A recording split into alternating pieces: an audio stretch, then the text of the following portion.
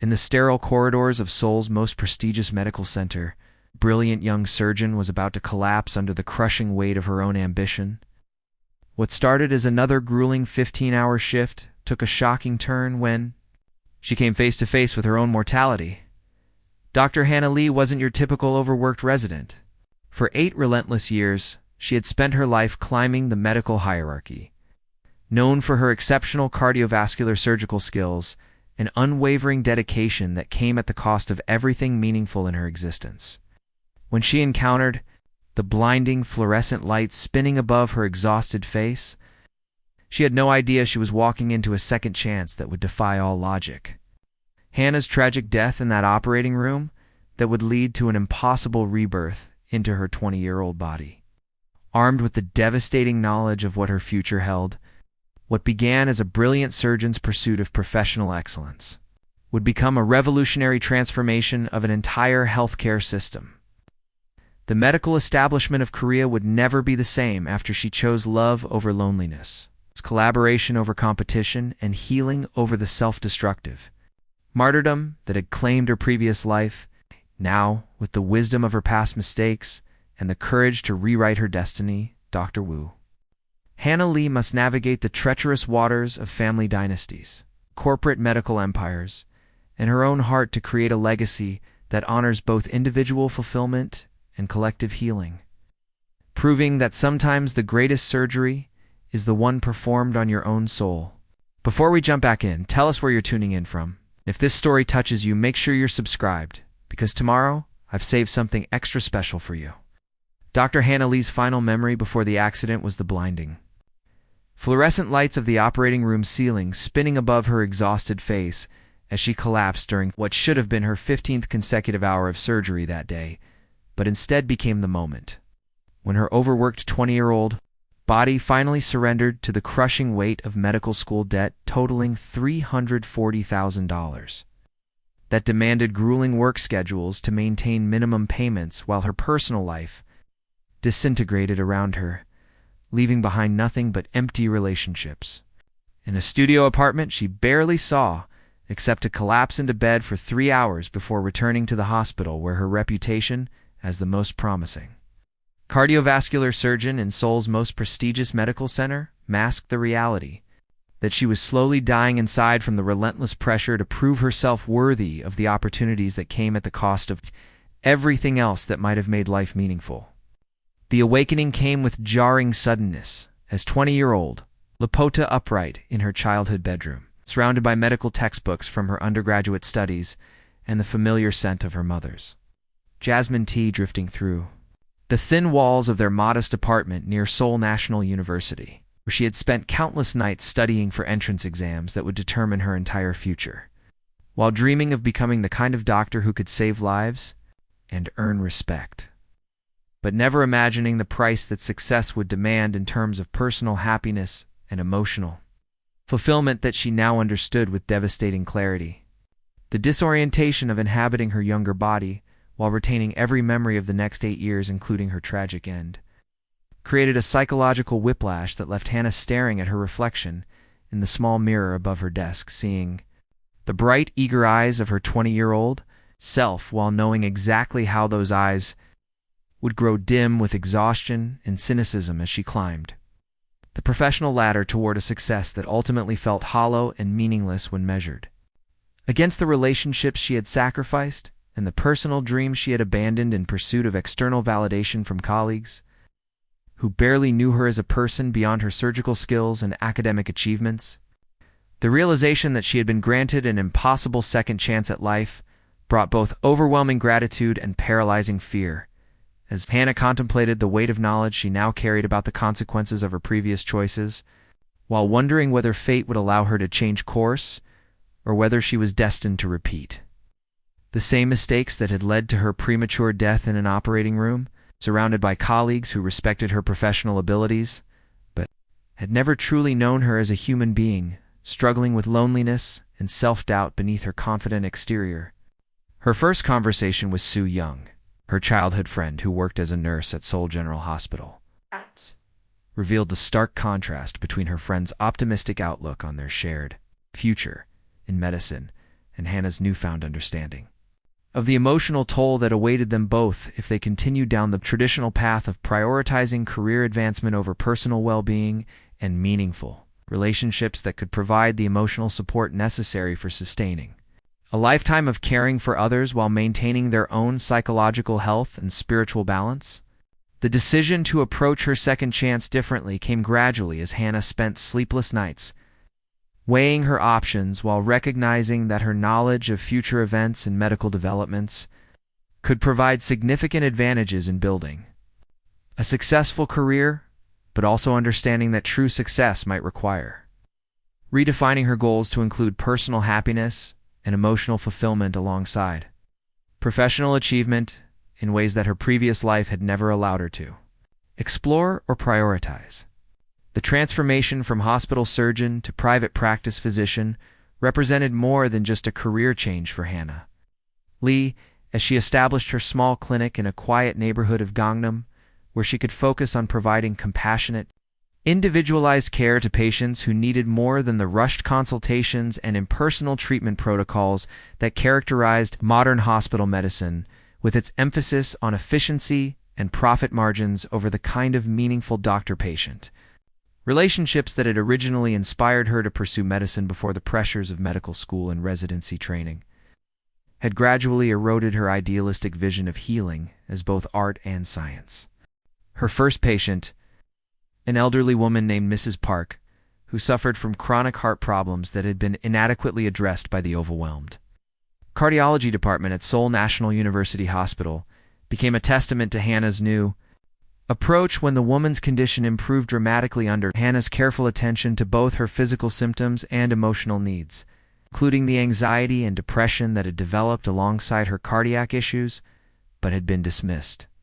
by previous physicians who lacked the time or inclination to address the complex relationship between mental and physical health that Hana now understood as fundamental to effective medical practice. The financial challenges of maintaining an independent practice without the institutional support and steady income of hospital employment created new sources of stress that tested Hana's commitment to her chosen path as she struggled to balance the costs of medical equipment, rent, utilities, and staff salaries against the income from patients who appreciated her thorough consultations, but often questioned the higher fees necessary to sustain a practice that prioritized quality of care over volume of patients processed through assembly line medical appointments that maximized revenue, while minimizing meaningful therapeutic relationships. Soo Young's frequent visits to the clinic provided emotional support and practical assistance as she helped Hana navigate the administrative complexities of private practice while sharing stories from her work at Seoul General that reminded Hana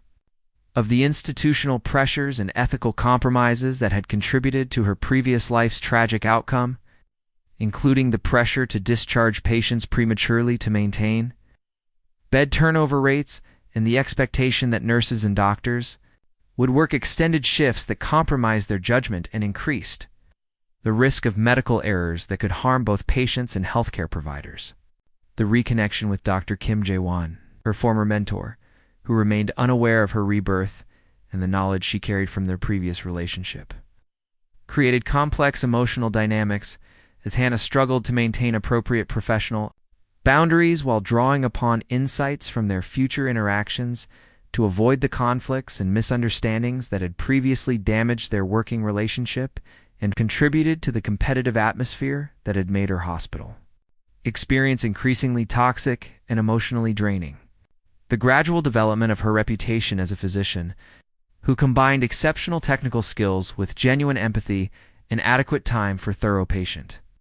consultations attracted a diverse clientele, including young professionals suffering from stress-related conditions that mirrored her own previous struggles with work-life balance and older patients with chronic conditions that required ongoing management and emotional support rather than the quick fixes and symptom suppression that characterized much of contemporary medical practice. The internal conflict between her desire for personal peace and her ingrained sense of professional responsibility created ongoing tension as Hana questioned whether her choice to prioritize balance and emotional well-being represented genuine Wisdom gained from her rebirth experience, or simply a selfish retreat from the demanding but important work of hospital medicine that served larger numbers of patients, including those who could not afford private medical care and depended on public institutions for their healthcare needs. The late-night emergency call that brought Ji-hoon into Hana's life arrived through a series of carefully orchestrated arrangements by his family's medical conglomerate, representatives who had researched her credentials and reputation before, deciding that her combination of surgical expertise and discretion made her the ideal physician to address the heir's mysterious health crisis that required both medical intervention and absolute confidentiality to protect the family's business interests and public image from any speculation about Ji-hoon's fitness to inherit control of Korea's third-largest healthcare corporation. Ji-hoon's initial presentation as a patient challenged every assumption Hana had formed about wealthy heirs and corporate executives as she discovered beneath his cold professional demeanor a man carrying the weight of family expectations that had shaped every aspect of his life from childhood through his current position as heir apparent to a medical empire that demanded perfect health, perfect judgment, and perfect adherence to family traditions that left no room for personal desires or emotional needs that might interfere with his destiny as the next generation's leader of their healthcare dynasty. The diagnostic process revealed a complex cardiovascular condition that had been developing undetected for months, while Ji-hoon maintained his demanding schedule of board meetings, international travel, and public appearances that required him to project an image of perfect health and unlimited energy, even as his body began showing signs of the stress and genetic predisposition that threatened not only his personal well-being, but also the future stability of the medical conglomerate that employed thousands of people and provided healthcare services to millions of patients throughout Asia. Hana's treatment approach differed significantly from the impersonal corporate medical consultations that Ji-hoon had previously experienced as she insisted on understanding the lifestyle factors and emotional stressors that contributed to his condition while refusing to simply prescribe medications or recommend procedures without addressing the underlying causes of his health problems, including the impossible expectations and emotional isolation that had characterized his entire adult life within the suffocating structure of family obligation and corporate responsibility. The breakthrough in their doctor-patient relationship occurred during a late-night consultation when Ji-hoon's carefully maintained emotional barriers crumbled under the combined stress of his health concerns and Hana's persistent, gentle questioning about the personal costs of his professional success, leading to a raw, honest conversation about the loneliness and fear that he had never been able to acknowledge or discuss with anyone who understood the unique pressures of inheriting massive corporate responsibility while maintaining the facade of confident leadership that his position demanded. Hana's recognition of the parallels between Ji-hoon's situation and her own previous life's trajectory created an unexpected emotional connection as she saw in his struggles with duty versus personal fulfillment the same conflicts that had ultimately led to her tragic end in a different form but with similar underlying causes, including the inability to prioritize personal well-being over external expectations and the gradual erosion of authentic human connections in favor of professional relationships that served institutional goals rather than individual emotional needs. The professional competence that Hana demonstrated in managing Ji-hoon's treatment while maintaining appropriate boundaries impressed him as much as her willingness to challenge his assumptions about the relationship between success and sacrifice, leading to a growing respect that transcended their doctor-patient relationship and began evolving into something more complex and potentially dangerous given his engagement to Sua and the family expectations that governed every aspect of his personal life, including his eventual marriage and the integration of their two powerful medical families. The emotional vulnerability that Ji-hoon displayed during his recovery period revealed depths of character that his public persona had never suggested as he shared his fears about inheriting a legacy he had never chosen and his doubts about his ability to lead with the same ruthless efficiency that had built the family empire, while maintaining any connection to his own values and desires that seemed increasingly irrelevant in the face of institutional demands and shareholder expectations. that treated human beings as resources to be optimized rather than individuals deserving of respect and consideration. The confrontation between Soo-ah and Hana erupted during an unexpected visit to the clinic when Ji-hoon's fiancé arrived. It's unannounced, wearing a designer coat that cost more than most people's annual salaries and carrying herself with the practiced elegance of someone who had been groomed from childhood to represent one of Korea's most influential medical families, but whose carefully composed exterior barely concealed the anxiety and insecurity that had been building since she noticed the subtle changes in Ji-hoon's demeanor following his treatment by the woman who had somehow managed to reach parts of his emotional landscape that Soo-ah had been unable to access despite their 3-year engagement and the countless hours they had spent together at family gatherings, corporate events, and charity functions where their relationship served as much as a business arrangement as a romantic partnership. The accusation that Hana was deliberately interfering with their engagement came wrapped in polite language and social propriety, but carried the unmistakable edge of a woman who felt her carefully planned future slipping away as she watched her fiancés displayed genuine emotional vulnerability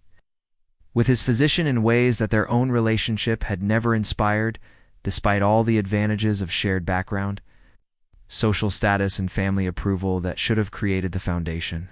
for lasting partnership, but had instead produced a connection that felt increasingly artificial and performative rather than authentic and emotionally satisfying for either party involved.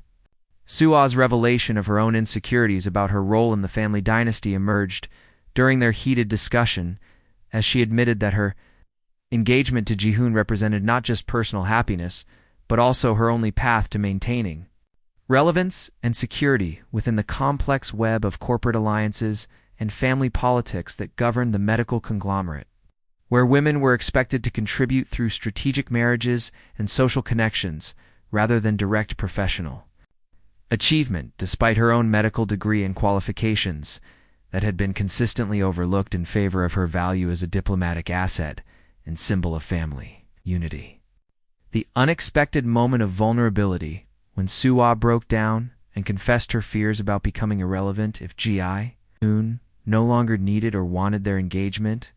created a complex emotional dynamic that forced Hana to confront her own growing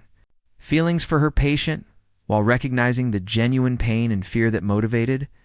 Soo-ah's defensive behavior rather than simple jealousy or possessiveness, as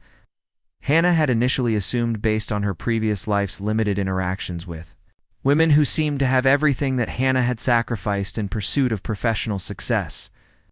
Hana's attempt to reassure Soo-ah that her relationship with Ji-hoon remained strictly professional proved increasingly difficult to maintain with conviction as she struggled to deny the emotional connection that had developed during their medical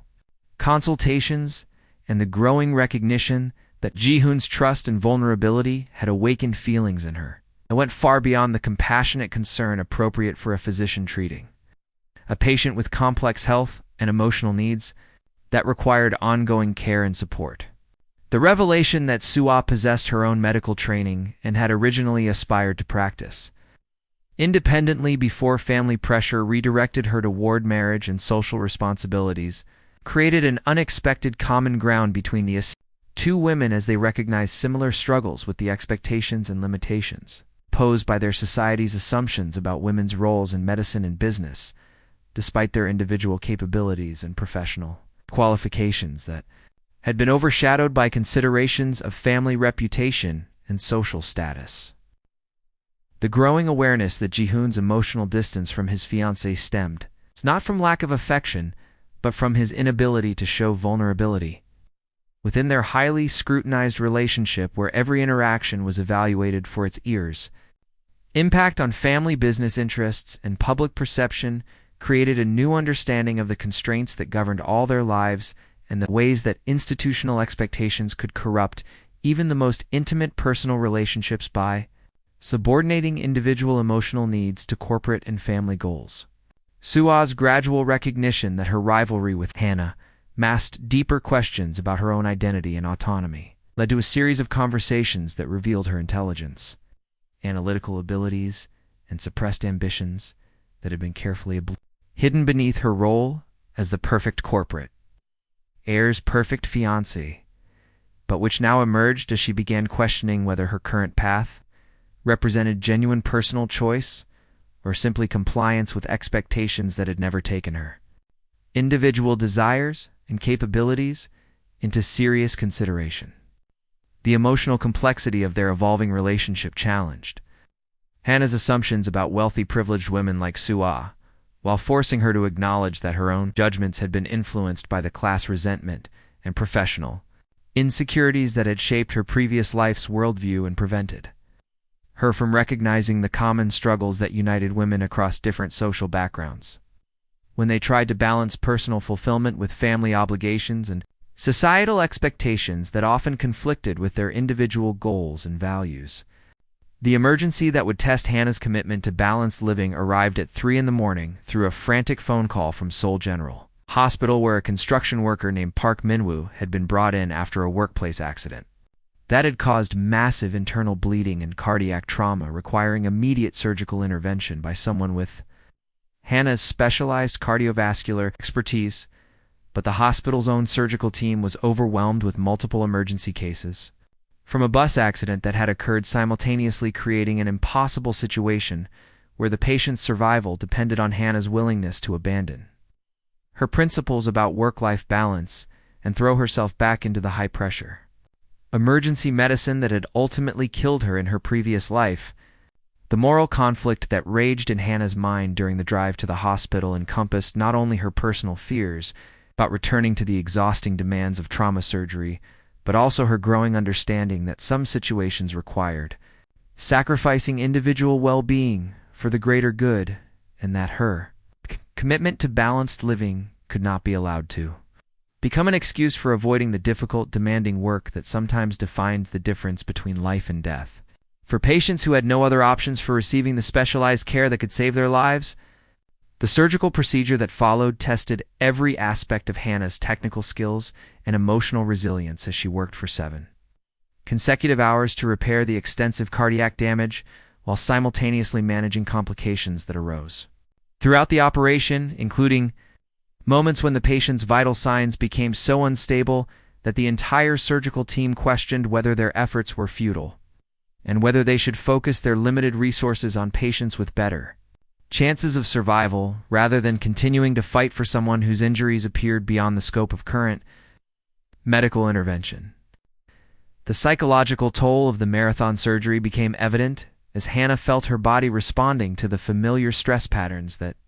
had characterized her previous life, with the return of the tunnel vision and hypervigilance that allowed her to function at peak performance levels, while gradually disconnecting from awareness of her own physical and emotional needs in ways that had previously led to the chronic exhaustion and emotional numbness that had ultimately contributed to her tragic death in an operating room where her colleagues had been too focused on their own responsibilities to notice her deteriorating condition. The moment of triumph, when Park Minwoo's vital signs stabilized and his prognosis shifted from critical to guarded, brought both professional satisfaction and profound anxiety, as Hana recognized that her successful intervention had required exactly the kind of self-sacrificing behavior that she had sworn to avoid in her second chance at life, but which seemed necessary for fulfilling her responsibilities as a physician, with the skills and knowledge needed to save lives that would otherwise be lost due to the limitations of available medical resources and expertise. The physical exhaustion that followed the surgery left Hana barely able to drive home from the hospital as she experienced the familiar symptoms of adrenal overload and sleep deprivation that had been constant companions during her previous career in hospital medicine,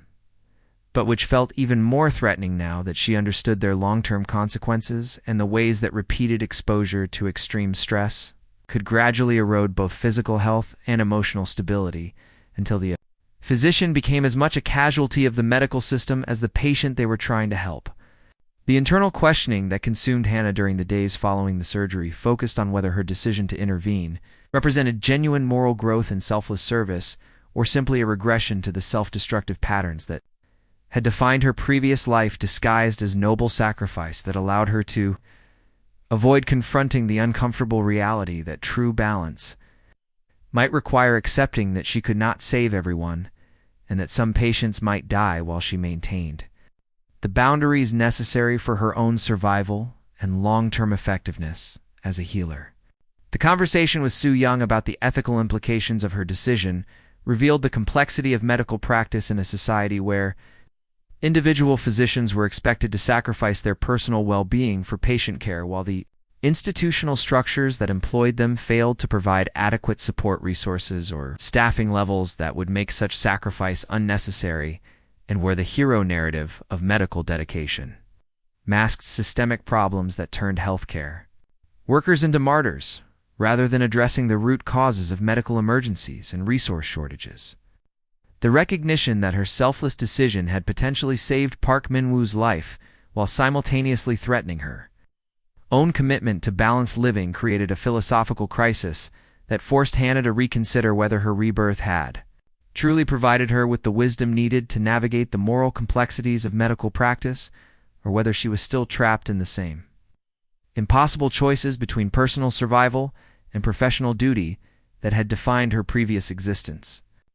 The unexpected arrival of Dr. Kim Jae-won at Hana's clinic represented more than just a professional consultation, as her former mentor and current rival brought with him the accumulated weight of their previous interactions across 2 lifetimes, including the competitive dynamics and ethical disagreements that had ultimately contributed to the toxic environment at Seoul National University. Where Jae-won's relentless ambition and willingness to compromise patient care for personal advancement had created conflicts that Hana now understood had been symptomatic of larger systemic problems within Korean medical education and hospital administration that prioritized hierarchy and prestige over genuine healing and compassionate care. The case that Jae-won presented involved a wealthy businessman whose complex cardiac condition required surgical intervention that could either be performed through conventional methods with predictable outcomes or through an experimental procedure that offered potentially superior results but carried significantly higher risks and would require the kind of marathon surgical effort that had nearly killed Hana in her previous life, while providing Jae-won with the opportunity to publish groundbreaking research that could advance his career regardless of the patient's ultimate outcome or the toll on the medical team performing the procedure. Jae-won's manipulation tactics had evolved since their previous encounters but remained fundamentally unchanged as he appealed to Hana's professional pride and sense of duty while subtly questioning her commitment to medical excellence and suggesting that her decision to prioritize work-life balance represented a betrayal of her talent and training that diminished not only her own potential contributions to medical science, but also the investment that society had made in her education and the trust that patients placed in her abilities when they sought treatment for life-threatening conditions. The philosophical confrontation that emerged during their discussion revealed the fundamental differences in their approaches to medical practice, as Jae-won articulated his belief that exceptional physicians had obligations that transcended personal considerations and that the pursuit of medical advancement justified significant personal sacrifice, including the kind of total dedication that had characterized his own career trajectory from medical school through his current position as chief of cardiothoracic surgery at one of Korea's most prestigious medical institutions. Hana's response drew upon both her previous life's painful experiences and her current understanding of sustainable medical practice as she challenged Jae-won's assumptions about the relationship between personal sacrifice and professional excellence, while arguing that physicians who maintained their own physical and emotional health were ultimately more effective healers than those who burned themselves out in pursuit of career advancement or research opportunities that served their own ambitions more than their patients' genuine needs. The tension between their competing visions of medical practice intensified as Jae-won revealed his knowledge of Hana's recent emergency intervention at Seoul General Hospital and used her decision to save Park Min-woo's life as evidence that she remained fundamentally committed to the demanding, selfless approach to medicine that he advocated despite her stated commitment to balanced living that he characterized as self-indulgent rationalization for avoiding the difficult cases and challenging procedures that defined truly exceptional medical practice. Preparing and narrating this story took us a lot of time, so if you are enjoying it, subscribe to our channel. It means a lot to us. Now back to the story. The personal attacks that Jae-won launched against Hana's character and professional Integrity included accusations that her private practice catered primarily to wealthy patients who could afford to pay premium fees for the kind of personalized attention that public hospital patients deserved but could not access due to resource limitations and staffing shortages that were exacerbated when talented physicians like Hana withdrew from institutional medicine to pursue more comfortable and financially rewarding independent practice arrangements. The moment of clarity that emerged from their confrontation came when Hana recognized that Jaewon's criticism contained elements of truth about the inequities in healthcare access and the responsibilities of privileged physicians, but that his proposed solutions perpetuated the same destructive patterns that had led to her previous life's tragic outcome while failing to address the systemic problems that created impossible choices between personal survival and professional duty for healthcare workers at all levels of the medical hierarchy. The resolution of their conflict required Hana to articulate a new vision of medical excellence that integrated technical competence with emotional sustainability and social responsibility. While rejecting both Jaewon's martyrdom model and the purely self-serving approaches that characterized some private practice physicians who prioritized personal comfort over their obligations to serve patients regardless of their ability to pay for premium medical services or their social status. Within Korean society's complex hierarchy of privilege and access, the weight of 3 generations of family legacy pressed down on Ji-hoon's shoulders like a physical burden as he sat in his corner office overlooking the sprawling medical complex that bore his grandfather's name while contemplating the impossible choice between honoring the obligations that had defined every aspect of his life since birth and pursuing the emotional connection with Hana that had awakened feelings he had never been permitted to explore or acknowledge within the rigid structure of corporate succession planning that treated personal relationships as strategic assets to be managed rather than sources of genuine intimacy and mutual understanding that could provide meaning beyond the accumulation of power and wealth that had consumed his family for decades without consideration of the psychological costs imposed on each generation. Forced to subordinate individual desires to institutional preservation, while watching their personal identity dissolve into corporate requirements that demanded perfect public performance, even as private suffering intensified under the relentless pressure to maintain appearances that satisfied shareholders, investors,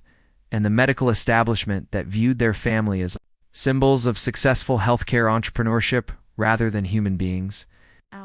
Struggling with the same emotional needs and vulnerabilities that affected everyone regardless of their financial resources or social status. The confession that emerged during their late-night conversation in Hana's clinic revealed the psychological toll of living a life where every decision was evaluated for its impact on shareholder value, stock prices, and public perception rather than personal fulfillment or authentic connection with others. As Ji-hoon described the suffocating experience of attending board meetings where his opinions were solicited but ultimately irrelevant since the major strategic decisions had already been made by family patriarch and senior executives who viewed him as a symbolic figurehead whose primary responsibility was to maintain the appearance of continuity and stability, while learning to subordinate his individual judgment to institutional wisdom that had been accumulated over decades of successful business operations, but which increasingly felt disconnected from the humanitarian values that had originally motivated his grandfather's entry into healthcare before profit margins and market dominance became the primary measures of success that guided every aspect of corporate strategy, from facility expansion to research priorities to employee compensation structures that prioritized efficiency and cost control over patient satisfaction and worker well-being. The emotional vulnerability that Ji-hoon displayed as he shared his fears about inheriting a medical empire, built on principles that increasingly conflicted with his own evolving understanding of healthcare as a human right rather than a luxury. Kamadi revealed depths of character that his public persona had never suggested, while highlighting the profound loneliness of someone whose wealth and status had isolated him from the kind of authentic relationships that could provide emotional support during moments of doubt and moral uncertainty about the direction of his life and career, particularly as he watched his father's health decline under the stress of managing corporate responsibilities that seemed to consume every aspect of personal identity and family relationships in service of maintaining business success that came at enormous personal costs, including the deterioration of marriages, the estrangement of children, and the gradual erosion of any connection to the humanitarian impulses that had originally inspired the family's commitment to healing others, rather than simply accumulating wealth through medical services. Hana's role as both physician and confidant created complex ethical boundaries as she struggled to maintain professional objectivity while recognizing that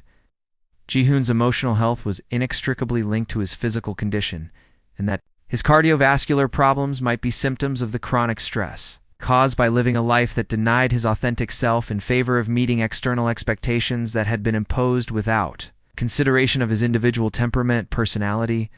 or values that differed significantly from those of previous generations who had built the family fortune during an era when personal sacrifice for institutional advancement was more widely accepted, and when the psychological costs of suppressing individual identity were less well understood than they had become through advances in mental health research and therapy that revealed the devastating impact of emotional suppression on both physical health and psychological well-being, particularly for individuals trapped in high-pressure environments that demanded constant performance while providing limited opportunities for genuine self-expression or authentic human connection. The revelation that Ji-hoon had originally wanted to pursue pediatric medicine rather than corporate leadership emerged during one of their therapy sessions, disguised as medical consultations, as he described childhood experiences volunteering at orphanages and free clinics that had inspired his initial interest in healing vulnerable populations, but which had been gradually suppressed as family pressure directed him toward business school and management training that prepared him to oversee healthcare delivery systems rather than providing direct patient care that might have satisfied his deeper motivations for entering the medical field before economic considerations. And family expectations redirected his career trajectory toward corporate leadership roles that utilized his intelligence and education but failed to engage his genuine passion for helping others heal from trauma and illness while creating distance between him and the human suffering that healthcare was supposed to alleviate through compassionate intervention and skilled medical treatment. The growing recognition that their relationship had evolved beyond doctor-patient boundaries into something more intimate and emotionally significant created anxiety for both participants as they navigated the dangerous territory between professional ethics and personal attraction, while acknowledging that any romantic involvement could have devastating consequences for Ji-hoon's engagement to sue out his position within the family hierarchy and the stability of the medical conglomerate that employed thousands of people whose livelihoods depended on maintaining investor confidence and public trust in the organization's leadership structure that could be undermined by scandal or personal conflict that distracted from business operations or created negative publicity that damaged the company's reputation and market position, while potentially triggering regulatory investigations or shareholder lawsuits that could threaten the financial stability of the entire enterprise. The moment of physical intimacy that occurred when emotional vulnerability overwhelmed professional restraint represented a turning point that forced both Hana and Ji-hoon to confront the reality that their connection had transcended the boundaries of therapeutic relationship and entered territory that required honest acknowledgement of their mutual attraction despite the potentially catastrophic consequences for their respective positions within Korean society's complex web of family obligation, corporate responsibility, and social expectations that governed the behavior of people in their social stratum, while creating enormous pressure to suppress personal desires in favor of maintaining public appearances and institutional stability that protected not only their own interests, but also those of employees, patients, and communities that depended on the continued operation of healthcare services that could be disrupted by leadership conflicts or management instability caused by personal relationships that violated established protocols. The internal conflict that consumed Ji-hoon following their emotional breakthrough manifested in physical symptoms that required Hana's medical intervention as his cardiovascular condition worsened under the stress of trying to reconcile his duty to his family with his growing love for someone whose presence in his life represented both emotional salvation and potential destruction of everything he had been raised to protect and preserve, including the medical legacy that provided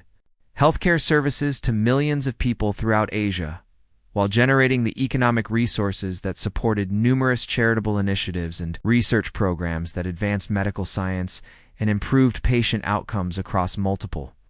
countries, and healthcare systems that could be jeopardized if family conflicts or personal scandals undermined the institutional credibility and financial stability that enabled these humanitarian efforts to continue serving vulnerable populations. The family pressure that intensified as Ji-hoon's behavior became increasingly erratic and emotionally volatile included threats to disinherit him completely if he continued to pursue a relationship that threatened the carefully negotiated alliance between his family and Sua's medical dynasty, while his father's deteriorating health created an additional urgency around succession planning that required immediate resolution of leadership questions that could not accommodate the uncertainty, an emotional chaos that romantic complications might introduce into already complex business arrangements that involved multiple stakeholders, including employees, patients, investors, and government regulators who expected stability and continuity. In healthcare leadership, particularly during a period of industry consolidation and regulatory change that demanded focused attention and strategic planning, rather than the distraction of personal drama that could compromise decision-making capabilities and institutional effectiveness. The psychological evaluation that his family demanded following several public episodes, where Ji-hoon's emotional distress had become visible to business associates and media, representatives revealed the extent to which his mental health had deteriorated under the combined stress of corporate responsibilities, romantic conflict, and family pressure, while highlighting the inadequacy of traditional approaches to executive mental health that focused on medication and behavioral modification, rather than addressing the systemic issues that created impossible choices between personal authenticity and institutional loyalty for individuals trapped in leadership roles that demanded total sacrifice of individual needs for collective benefit. The ultimatum that his father delivered during their final confrontation before the older man's hospitalization for stress-related cardiac problems forced Ji-hoon to choose between maintaining his position as heir to the medical empire or pursuing his relationship with Hana, while accepting complete financial disinheritance and social ostracism that would eliminate his ability to influence corporate policy or contribute to the humanitarian initiatives that had provided meaning and purpose. During his years of corporate servitude, despite the personal costs and emotional suffering that had accompanied his attempts to balance individual desires with institutional obligations, the decision that Ji-hoon ultimately faced required choosing between a life of emotional authenticity that might destroy his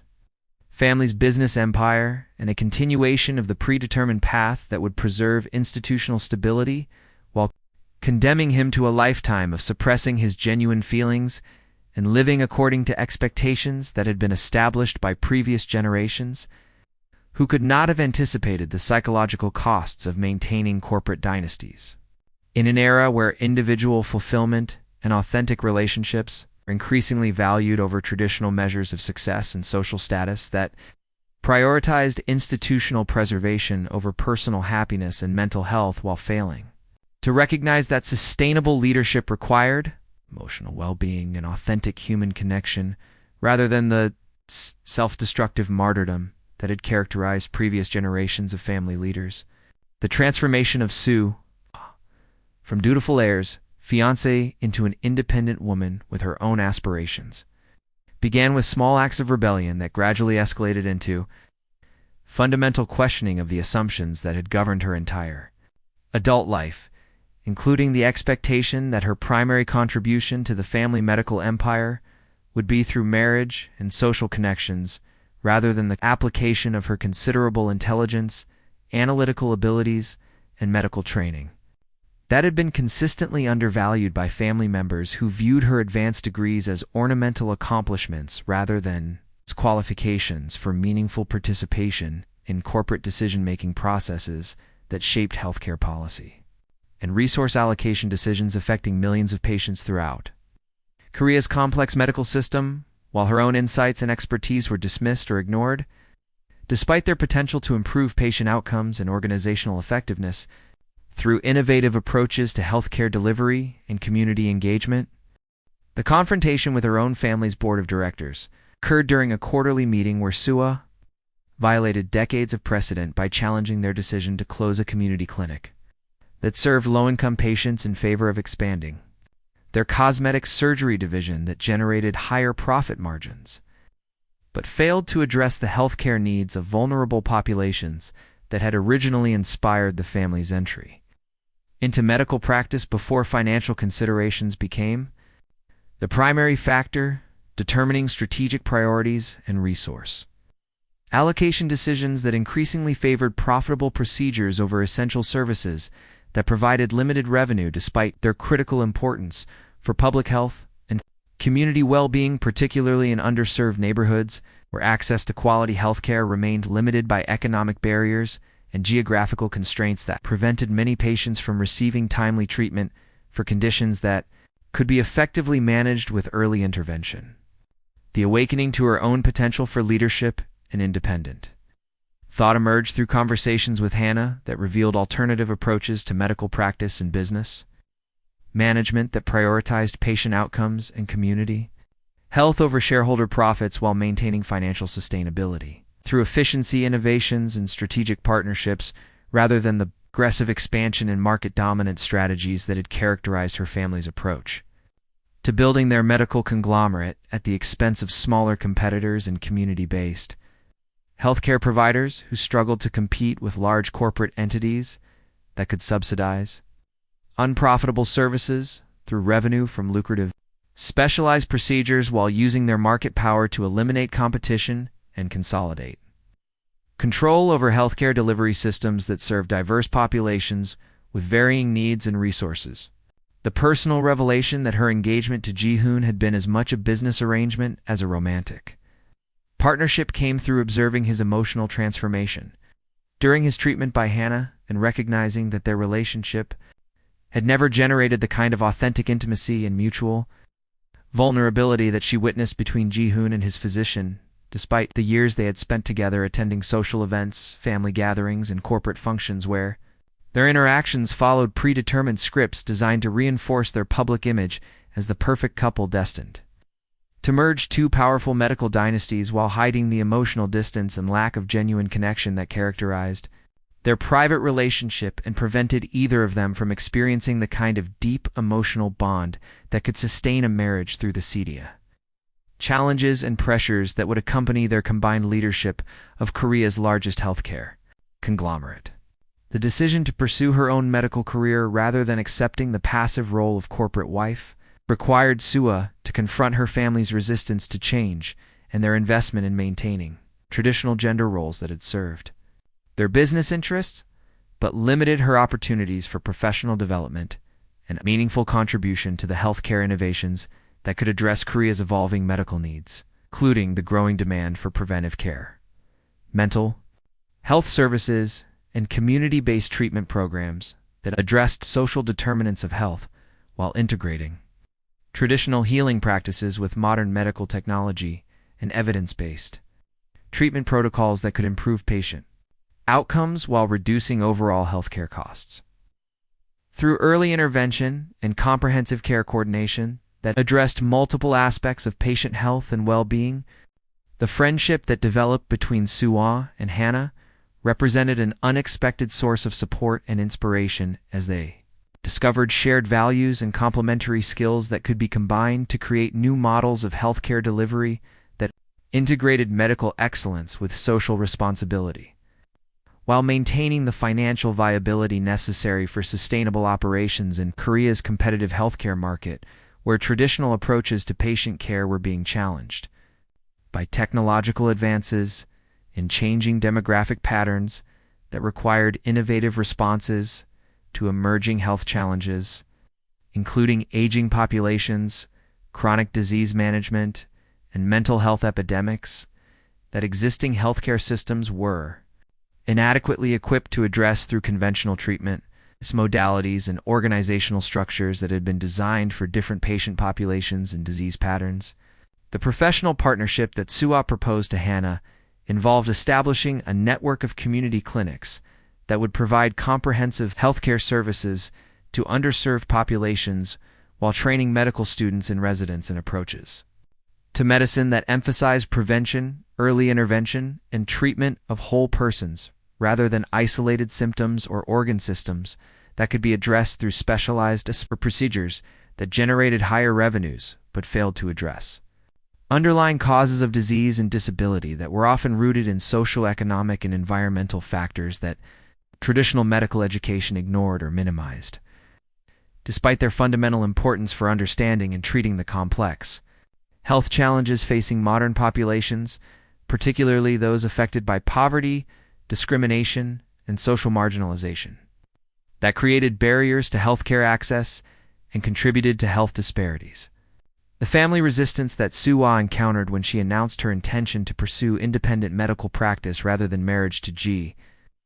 Hoon revealed the extent to which her identity had been subordinated to corporate interests and strategic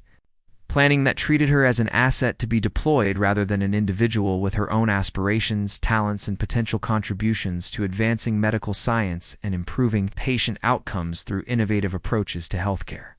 delivery and community engagement that could serve as models for other regions facing similar challenges in providing accessible, high-quality medical care to diverse populations with varying needs and resources while maintaining financial sustainability and professional excellence that satisfied both patient expectations and regulatory requirements. The emotional growth that accompanied Sua's professional development included learning to value her own judgment and capabilities,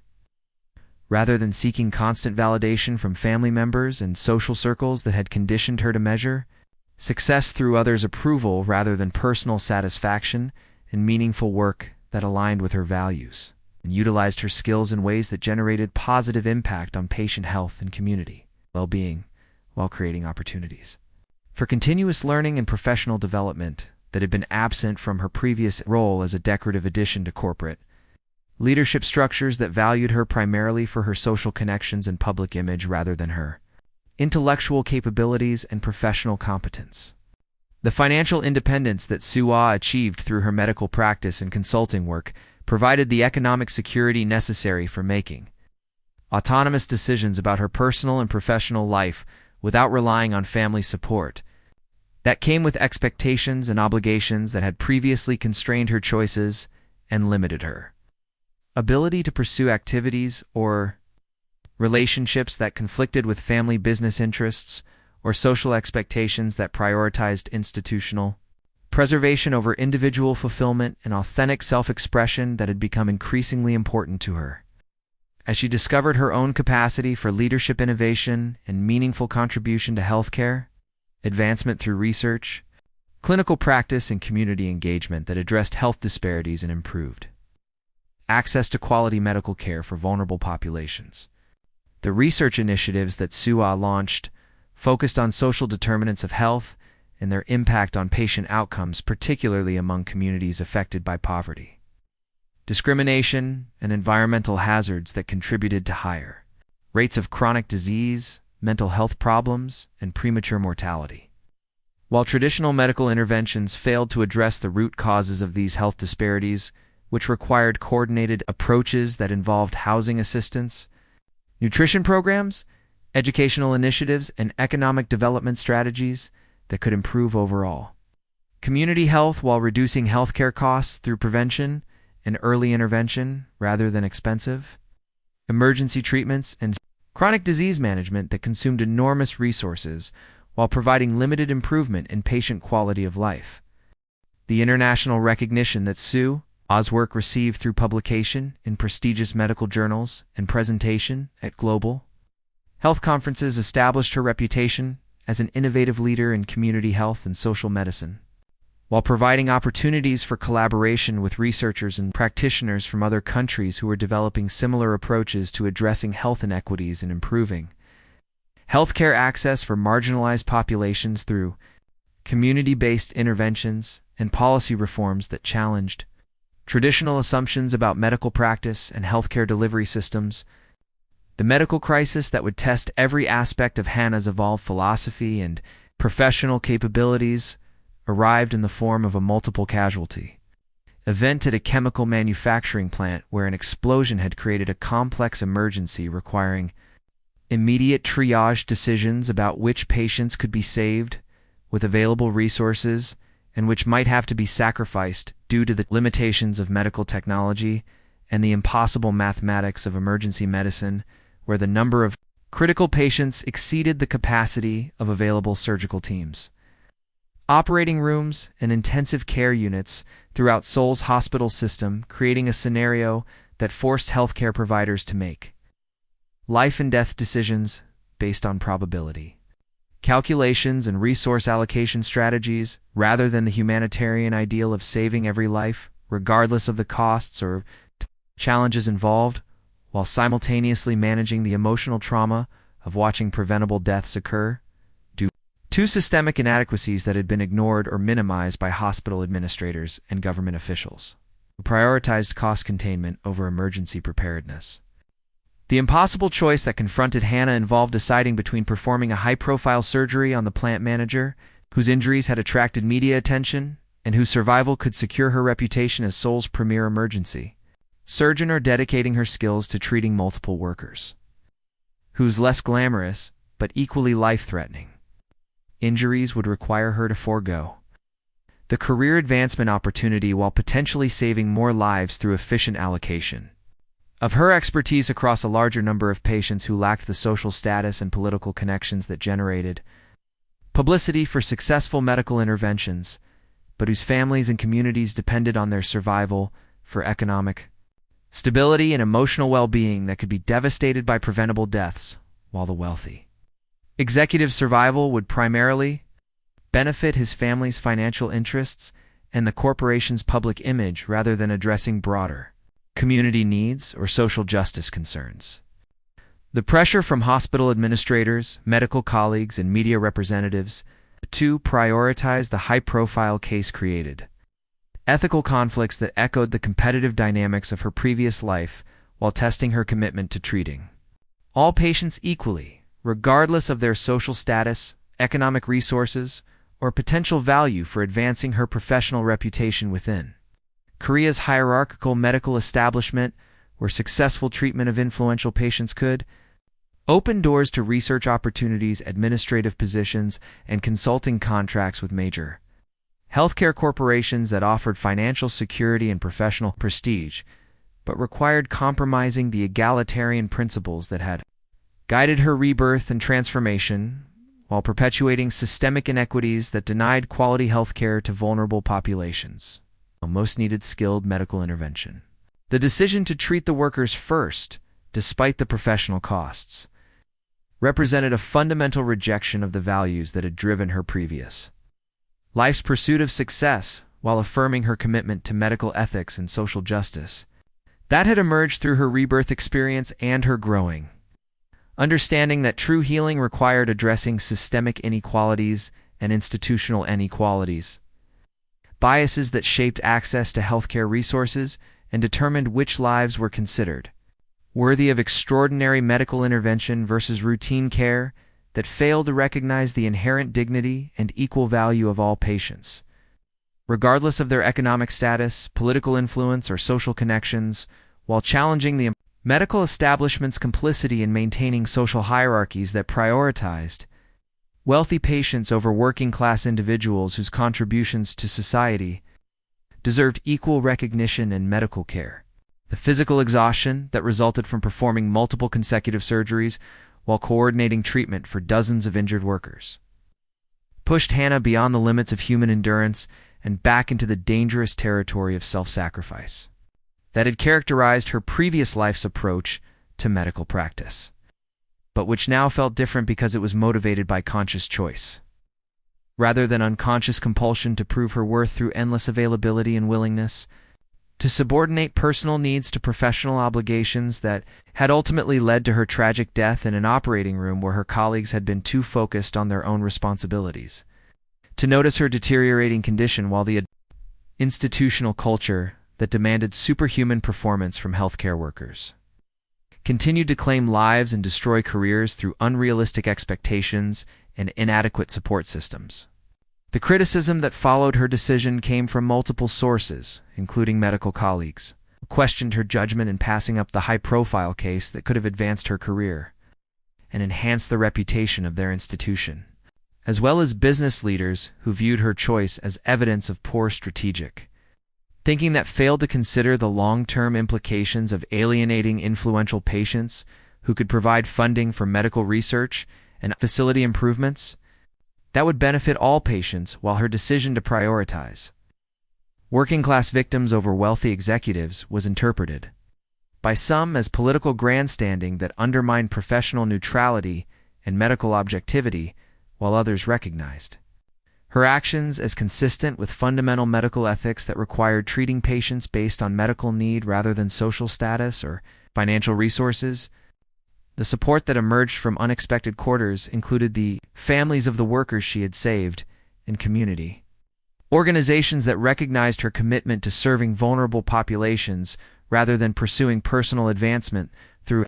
selective treatment of wealthy or politically connected patients whose survival generated more publicity and professional rewards than the routine but essential work of treating ordinary people, whose medical emergencies rarely attracted media attention or generated opportunities for career advancement, but whose lives had equal value and whose families deserved the same level of medical care and professional dedication that was routinely provided to patients with higher social status, while challenging healthcare institutions to examine their own biases and priorities in resource allocation and patient care delivery. The internal reflection that followed the crisis forced Hana to confront the reality that her commitment to balanced living and sustainable medical practice could not eliminate the fundamental tensions between individual survival and collective responsibility that characterized healthcare work in a society where medical resources were finite and access was determined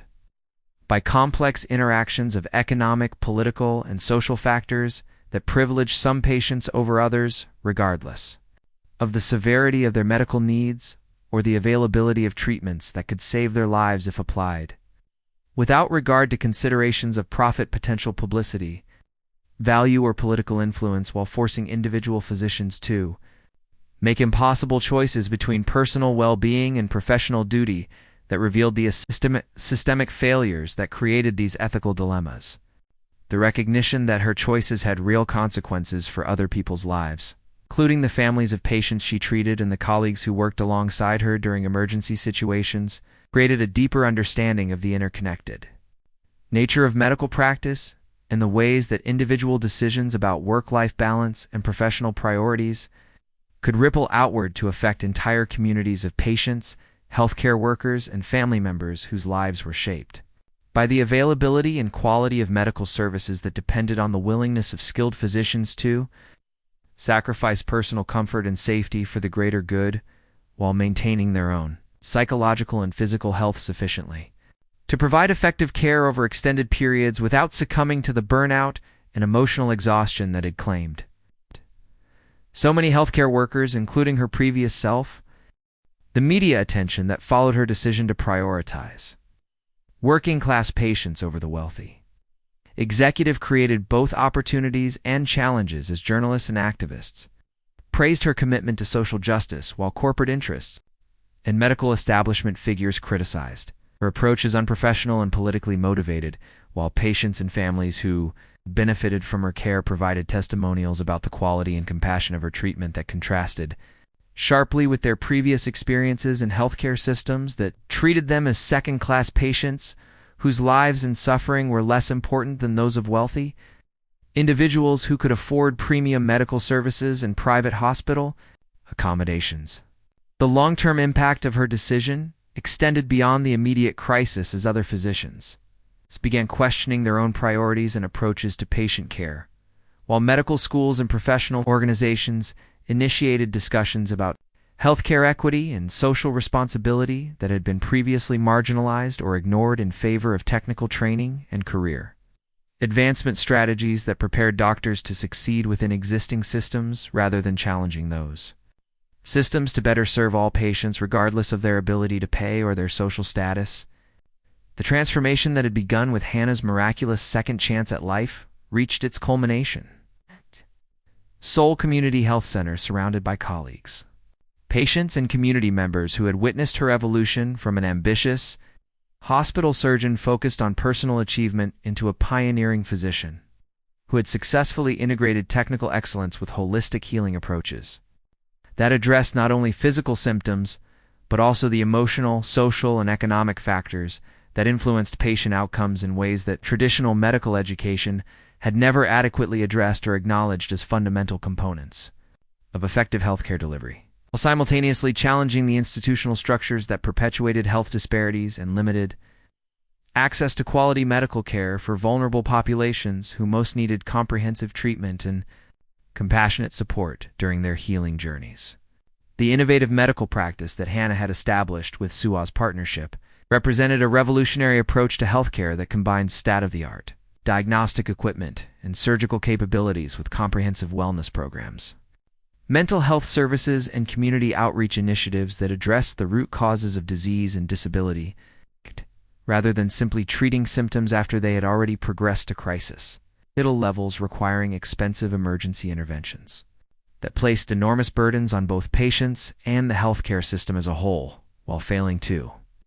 prevent the underlying conditions that generated recurring medical problems and perpetuated cycles of illness and recovery that consumed enormous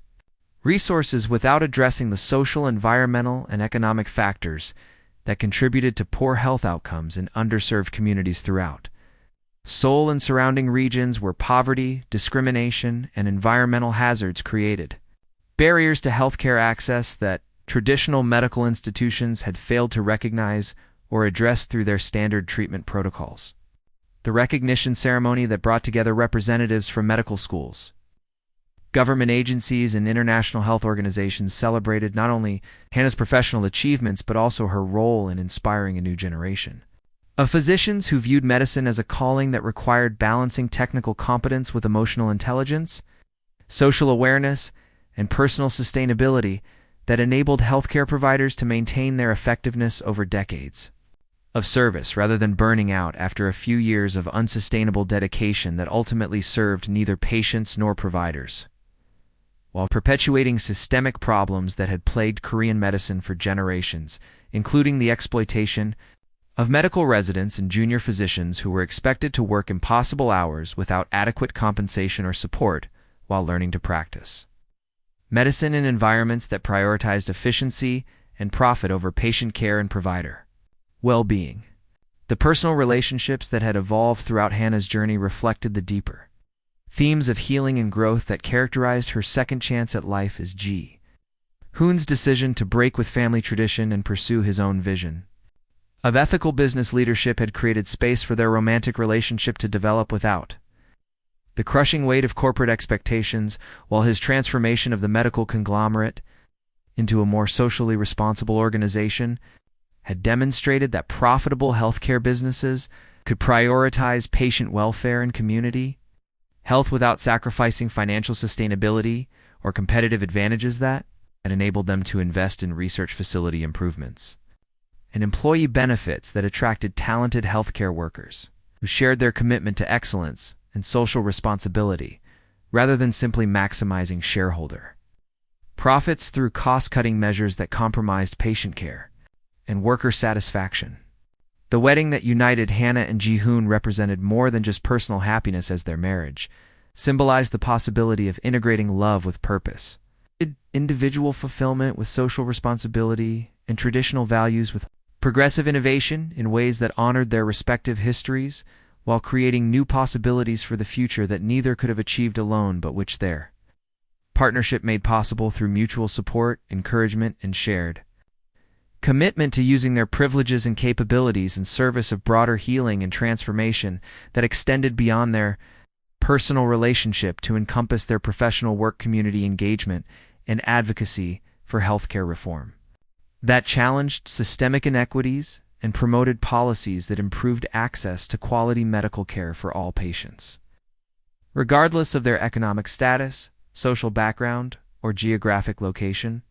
Sua's emergence as a leader in her own right had resulted in her appointment as director of the new community health initiative that expanded access to preventive care and specialized treatments for underserved populations throughout Seoul and surrounding regions, while her research into social determinants of health gained international recognition for its innovative approaches to addressing healthcare disparities through targeted interventions that addressed housing, nutrition, education, and employment factors that influence medical outcomes more significantly than many traditional clinical treatments. While challenging medical institutions to expand their understanding of health and healing beyond narrow biomedical models that ignored the social, environmental, and economic contexts that shaped patient experiences and treatment outcomes.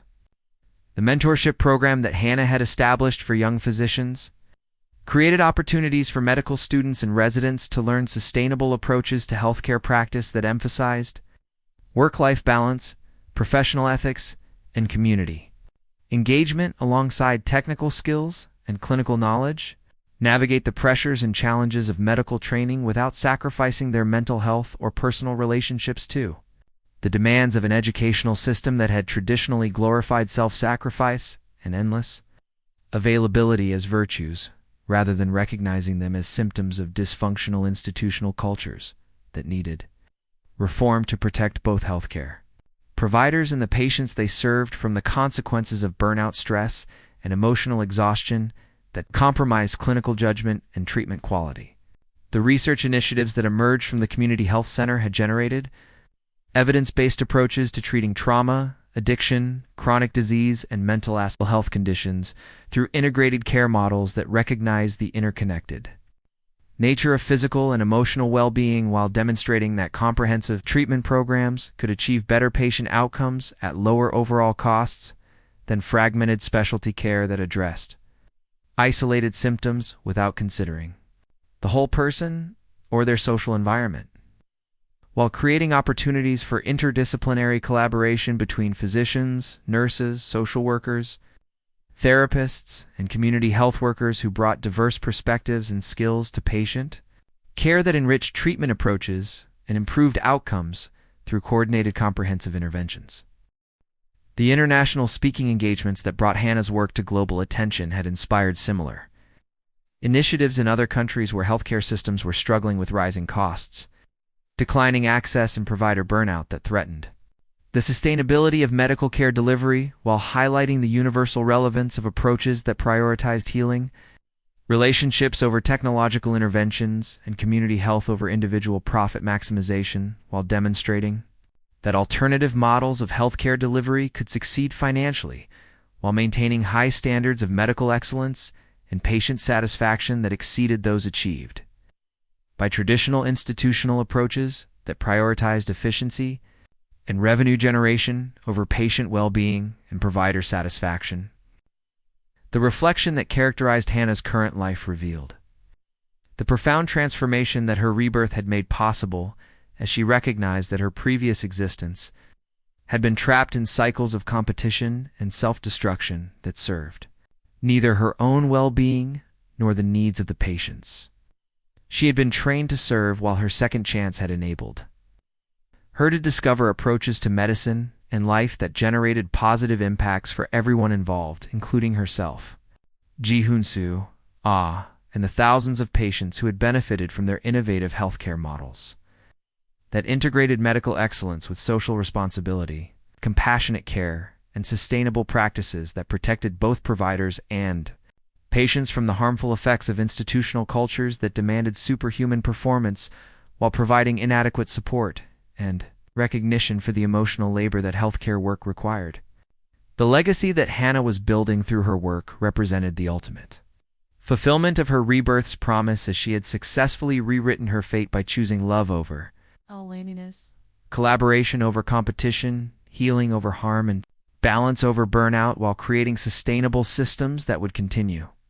benefiting patients and providers long after her own career had ended, demonstrating that individual transformation could generate collective change when guided by wisdom, compassion, and unwavering commitment to serving something larger than personal ambition or social expectations, while maintaining the personal integrity and emotional authenticity that enabled genuine healing relationships to develop between healthcare providers and the patients' families and communities they served. The peace that characterized Hana's daily life as she balanced her roles as physician wife, mentor, and community leader reflected the integration of all the lessons she had learned through her journey from tragic death through rebirth to authentic fulfillment, showing that second chances, when approached with wisdom and courage, could indeed make possible the kind of life that honored both individual needs and collective responsibilities while creating meaning that transcended the limitations and disappointments that had defined her previous existence and offered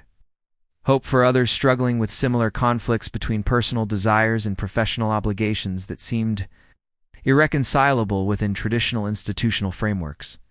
The morning routine that had evolved over the past year included meditation practice that grounded her in present moment awareness rather than the anxiety and future-focused thinking that had characterized her previous life, while providing the emotional stability and mental clarity necessary for making difficult decisions about patient care, resource allocation, and staff management that required balancing competing priorities and limited resources in ways that serve the greatest good, while maintaining ethical standards and professional excellence that satisfied regulatory requirements and patient expectations, while creating sustainable working conditions that attracted and retained talented healthcare providers who shared their commitment to social justice and comprehensive patient care. The patient relationships that had developed through her community-based practice demonstrated the healing power of authentic human connection combined with skilled medical intervention as individuals who had previously experienced healthcare as impersonal and fragmented discovered that their whole selves were welcomed and valued in treatment settings that addressed their emotional, spiritual, and social needs alongside their physical symptoms, while creating space for family involvement, community support, and cultural practices that enhanced healing outcomes and patient satisfaction, while reducing reliance on expensive technological interventions and pharmaceutical treatments that provided limited benefit without addressing underlying causes of illness and disability. The staff meetings that occurred weekly at the community health center provided opportunities for interdisciplinary collaboration and continuing education that kept all team members current with best practices while creating space for processing the emotional challenges of healthcare work through peer support group discussions and professional development activities that enhanced both clinical skills and personal well-being, while fostering a workplace culture that valued creativity, innovation, and mutual support rather than the hierarchical competition and individual achievement that had characterized traditional medical institutions where nurses, physicians, and support staff were expected to work in isolation without adequate communication or coordination. The community partnerships that had emerged through the health center's outreach efforts included collaborations with schools, community organizations, religious institutions, and local businesses that addressed social determinants of health through comprehensive approaches that went beyond traditional medical treatment to include housing assistance, job training, educational programs, and advocacy. Initiatives that challenged policies and practices that created barriers to health and well-being for vulnerable populations, while demonstrating that healthcare institutions could serve as catalysts for broader social change rather than simply treating the symptoms of systemic problems without addressing their root causes. The financial sustainability that the community health center had achieved through innovative payment models that combined insurance, reimbursements, grants from foundations, government funding, and sliding scale fees for uninsured patients demonstrated that healthcare institutions could maintain high standards of care while serving diverse populations with varying economic resources. Through efficient operations, community support, and strategic partnerships that reduced costs while improving outcomes through preventive care, early intervention, and comprehensive treatment approaches that addressed multiple aspects of patient health and well-being rather than focusing narrowly on acute medical problems. The educational initiatives that had grown out of the community health center included partnerships with medical schools, nursing programs, and public health institutions that provided clinical training sites for students who wanted to learn community-based approaches to healthcare delivery, while conducting research projects that contributed to the evidence base for innovative treatment models and policy, recommendations that could be implemented in other settings while creating career pathways for healthcare providers who are committed to serving underserved populations through community-based practice rather than traditional hospital-based medicine. The policy advocacy that had become an increasingly important component of Hana's work included testimony before legislative committees, participation in professional organizations that promoted healthcare reform in collaboration with advocacy, groups that challenged discriminatory practices and policies that limited access to quality, medical care for marginalized populations while supporting initiatives that expanded funding for community health centers, mental health services, and preventive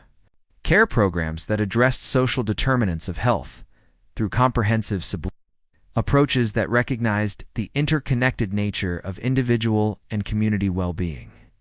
The personal growth that had accompanied Hana's professional development included learning to set boundaries that protected her own well-being while maintaining availability for patients who needed urgent care through team-based approaches that distributed responsibility among multiple providers rather than expecting any individual to be constantly available for all patient needs, while creating systems that ensured continuity of care and emergency coverage without imposing unrealistic expectations on healthcare providers who needed time for rest, recreation, and personal relationships that sustained their ability to provide compassionate care over extended periods. The spiritual dimension that had emerged through Hana's healing journey included practices and beliefs that connected her work to larger purposes and meanings that transcended individual achievement or professional recognition while providing sources of strength and guidance during difficult periods when patient outcomes were disappointing or when systemic barriers prevented optimal care delivery, while creating space for wonder, gratitude, and humility that enhanced her relationships with patients, colleagues, and community members who shared her commitment to healing and transformation. The future vision that guided Hana's continued work included expansion of the community health center model to other regions, development of training programs that could prepare healthcare providers for community-based practice and research initiatives that would continue documenting the effectiveness of integrated care approaches while advocating for policy changes that would make comprehensive healthcare accessible to all populations, regardless of their economic resources, social status, or geographic location, while creating sustainable career paths for healthcare providers who wanted to combine clinical excellence with social justice advocacy and community engagement that addressed root causes of health disparities and promoted healing at individual, family, and community levels. Up next, you've got two more standout stories right on your screen. If this one hit the mark, you won't want to pass these up. Just click and check them out. And don't forget to subscribe and turn on the notification bell so you don't miss any upload from us.